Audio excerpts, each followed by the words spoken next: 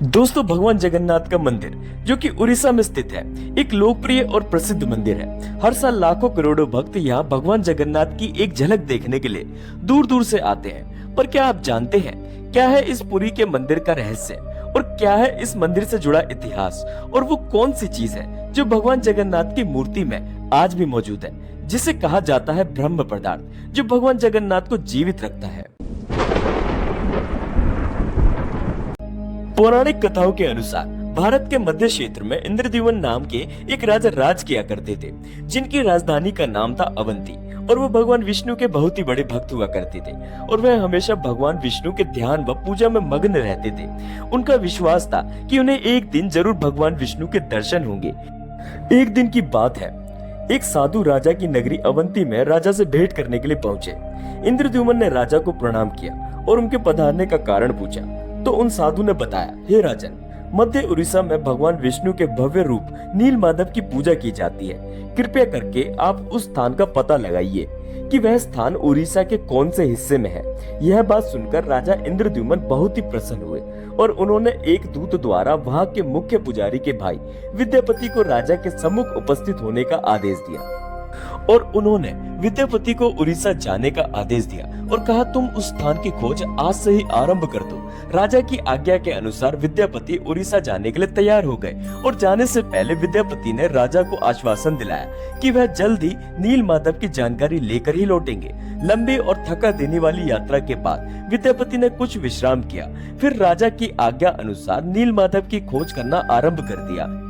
कुछ गुप्त चोरों के एक समूह द्वारा विद्यापति को यह बात पता चली कि सवरा के मुखिया, जिनका नाम विश्ववासु है, वह प्रतिदिन एक गुप्त स्थान पर जाते हैं और किसी गुप्त गुफा में नील माधव की पूजा करते हैं। यह सुनकर विद्यापति ने निर्णय लिया कि वह विश्ववासु से स्वयं भेंट करके उनसे उस स्थान का पता पूछेंगे और वह विश्ववासु के पास गए और उनसे विनती करते हुए कहा कि कृपया करके उन्हें भी देव पूजा के स्थान दिखाएं ताकि वह भी नील माधव की एक झलक देख सके।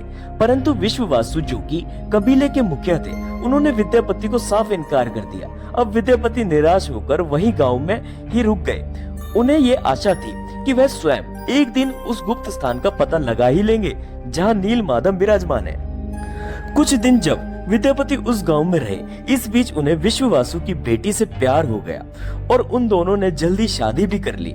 अब शादी के कुछ समय बीत जाने के बाद विद्यापति अपनी पत्नी, जो कि विश्ववासु की बेटी थी, उनसे आग्रह किया कि वह अपने पिता से बात करके उन्हें नील माधव के दर्शन के लिए केवल एक झलक दिखाने के लिए मना ले। विद्यापति की पत्नी अपने पति की बात मानकर अपने पिता के पास गई और उन्हें विद्यापति को नील माधव के दर्शनों के लिए अनुरोध किया।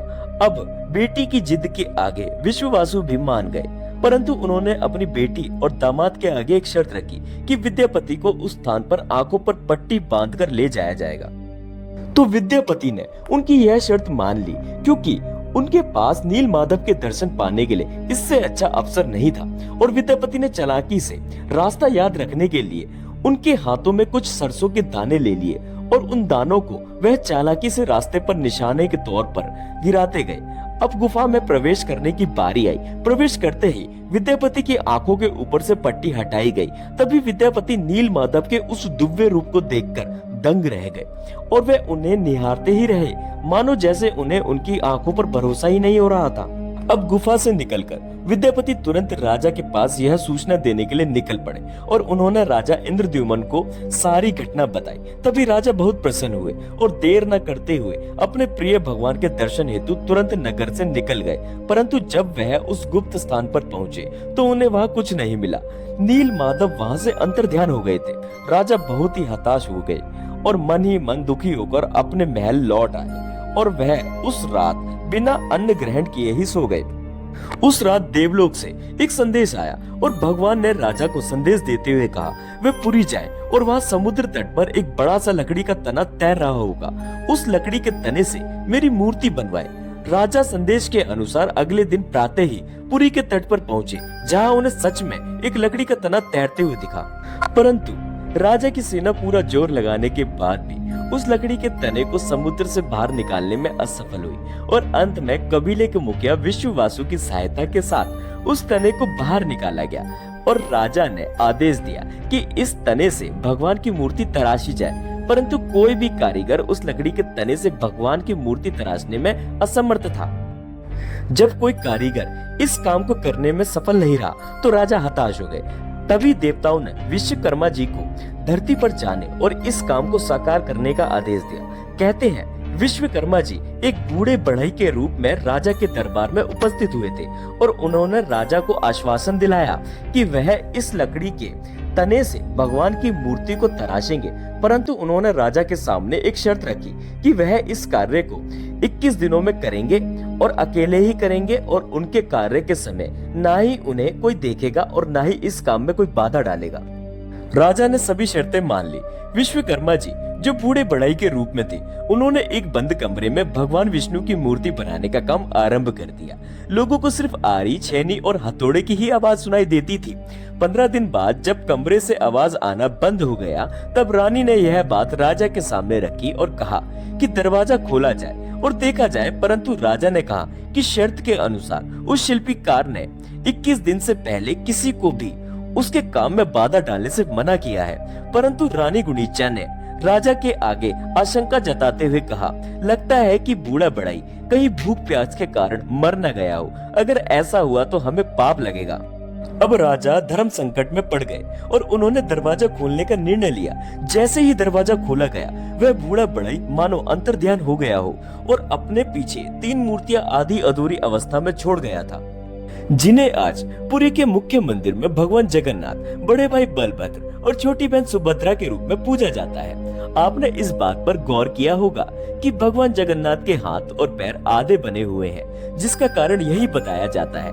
पौराणिक कथाओं के अनुसार श्री कृष्ण की लीला एक स्वर द्वारा समाप्त हुई थी और कलयुग के भगवान नील माधव की यात्रा एक स्वर द्वारा ही आरंभ की गई थी, जिसका नाम था विश्ववासु। दोस्तों, क्या आपको पता है भगवान जगन्नाथ भी बीमार होते हैं? जी हाँ, भगवान जगन्नाथ को भी डॉक्टर द्वारा चेकअप दिया जाता है और साथ ही साथ उनको जल्दी ठीक करने के लिए दवा भी दी जाती है। कभी कभी वह ठीक हो जाते हैं और कभी कभी नहीं। उनका हर 8 साल, 12 साल या 19 साल बाद पुनर्जन्म भी होता है, जिसे कहते हैं नवक्लेवर। इन दिनों पूरी सरकार पूरे शहर में अंधकार का ऐलान कर देती है ताकि कोई इस प्रक्रिया को देख न सके और मंदिर में किसी को जाने की अनुमति नहीं दी जाती। केवल कुछ मुख्य पुजारी द्वारा आंखों में लाल कपड़ा, हाथों में लाल कपड़ा बांधकर कुछ रहस्यमयी चीज निकालकर पुरानी मूर्ति में से निकालकर नई मूर्ति में डाला जाता है, जिसे कहा जाता है ब्रह्म पदार्थ। ब्रह्म जो हर इंसान के अंदर पाया जाता है, जो जीवन का प्रमाण देता है। जिस प्रकार हर व्यक्ति में आत्मा होती है, उसी प्रकार भगवान जगन्नाथ के शरीर में भी रहता है। यही कारण है कि भगवान जगन्नाथ पूरे संसार के एकमात्र जीवित ठाकुर हैं। वो जो सभी भक्तों की मन की बात बिना कहे सुन लेते हैं, समझते हैं और भक्तों की सभी इच्छाओं को पूरा भी करते हैं। तो भक्तों, अगर आपको यह वीडियो पसंद आया हो तो इस वीडियो को एक लाइक जरूर करिएगा और अगर आप हमारे चैनल पर नए हैं तो चैनल को सब्सक्राइब अवश्य कर लीजिएगा और कमेंट में लिखना न भूलिएगा। जय श्री जगन्नाथ।